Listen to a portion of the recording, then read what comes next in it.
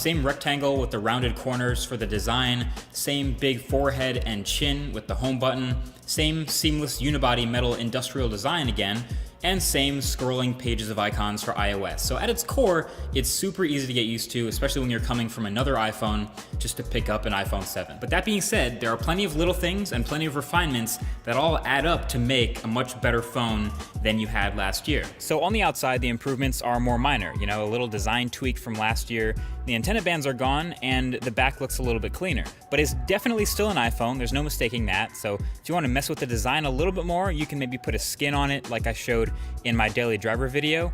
But this design, as stale as it may seem, is iconic and very familiar. So we still have some of the biggest bezels in any smartphone. That is a bit annoying when you have the white bezels, but that's so you can still have this home button for at least one more year. And speaking of the home button, it's now not a physical button anymore, but it's more of like a force touch trackpad. It doesn't actually move, it's just a still piece of glass, but it's pressure sensitive. So when you press it, it works and the Taptic motor makes a click and it makes it feel like you're pressing a button. And it's really convincing, I'd say. It's really easy to get used to. It used to be weird when you're like pushing it on a table and, you know, it doesn't really work with gloves, but I'm 100% used to it now. I'm actually totally cool with this home button.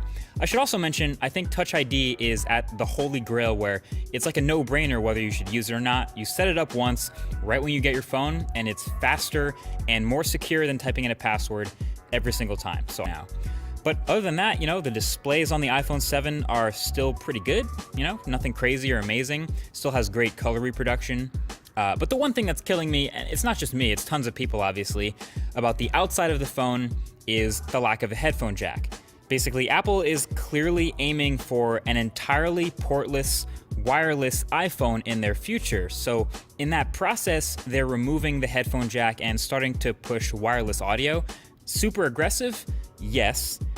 Super forward-thinking chip. The A10 Fusion chip is fantastic in this phone, and I'm pretty comfortable calling this the most responsive phone ever. Like, this is something Apple does really well since they control both all the hardware and all the software. So no phone is as smooth and as one-to-one responsive to the touch of your finger as a fresh iPhone. I'd say the Google Pixel comes about the same as last year, which is to say pretty good, but not great. So the iPhone 7 has an okay battery and decent standby time, while the bigger iPhone 7 Plus that I'd recommend has pretty good battery with excellent standby time.